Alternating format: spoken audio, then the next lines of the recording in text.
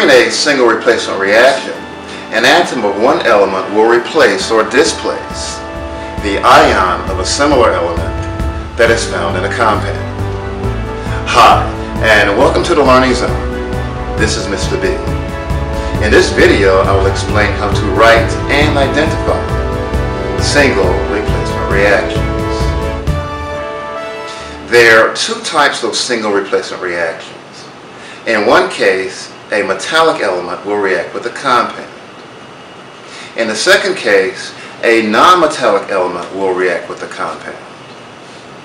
When a metallic element reacts with a compound, the general equation is written as follows, where element A reacts with compound BC to yield compound AC and element B.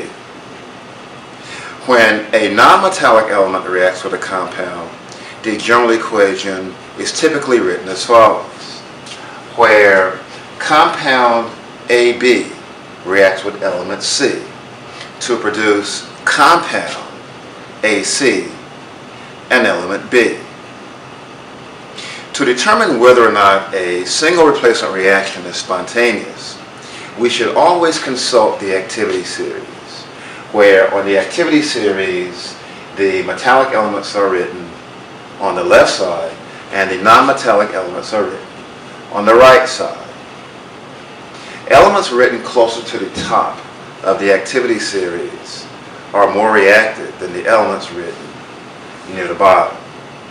In this example, lithium will represent the most reactive metal and fluorine will represent the most reactive non-metal. Consider the following practice problem, where we're asked to write the chemical equation for the reaction between solid sodium metal and aqueous copper 2 chloride. Before writing the equation, we should confirm that the reaction is indeed spontaneous. If the reaction is spontaneous, then sodium will be listed higher on the activity series than copper.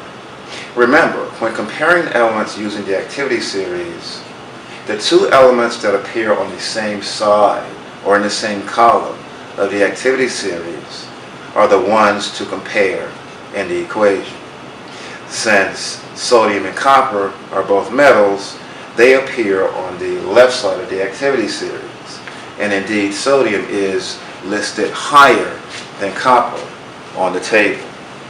Therefore, the reaction will proceed as follows, where sodium metal will react with aqueous copper 2 chloride to produce aqueous sodium chloride and copper metal. To confirm the formulas in the equation, we write in the oxidation states, where the element sodium will have a zero oxidation state. Clearly, copper in the compound copper 2 chloride will possess a +2 charge, and the chloride will have a -1 charge. On the product side, the sodium now possesses a +1 charge. The chloride remains -1. This makes the chloride ion a spectator ion, where a spectator ion does not participate in the chemical reaction since it neither undergoes oxidation nor reduction. And the oxidation state of copper metal will be 0. To balance the equation, we place a 2 in front of Na, a 1 in front of the copper 2 chloride, a 2 in front of the NaCl, and a 1 in front of copper metal. This represents the proper balance equation for the reaction between solid sodium metal and aqueous copper 2 chloride. Now let's consider a reaction between a non-metal and a compound. Consider the following. Write the balanced chemical equation for the reaction between liquid bromine and aqueous magnesium iodide.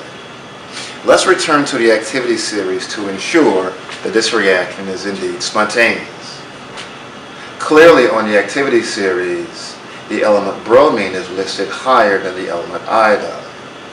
Therefore, during the chemical equation, the bromine will displace the iodide from the formula.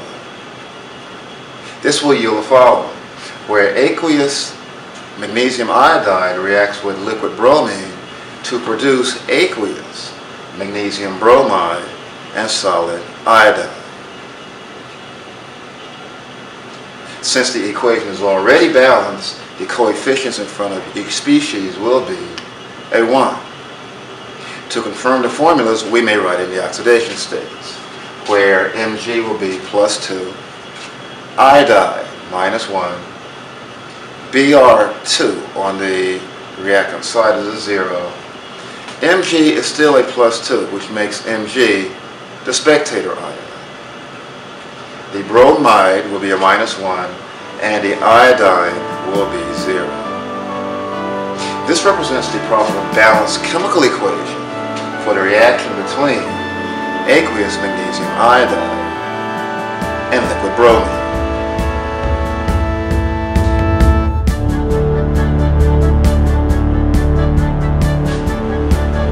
This concludes my explanation of how to identify and write single replacement reactions. Hopefully this video has been helpful. Thanks for watching.